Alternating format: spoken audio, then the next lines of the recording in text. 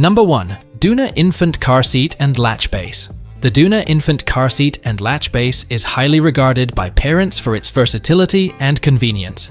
With a rear-facing car seat design on wheels, it eliminates the need for a separate stroller and simplifies your gear. The transition from car seat mode to stroller mode is quick and easy, as the wheels fold up underneath or drop down as needed. Although the Doona is a bit heavy at 16.5 pounds, reviewers appreciate its functionality.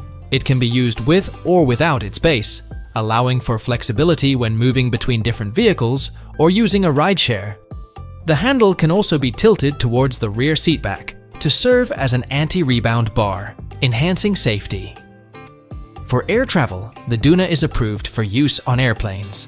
While it may be a tight fit in some airplane seats, it can be wheeled up to the gate and easily gate-checked if necessary.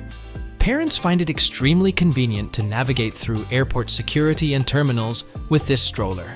It eliminates the hassle of carrying both a stroller and luggage, as it can be snapped right into a car without taking up trunk space.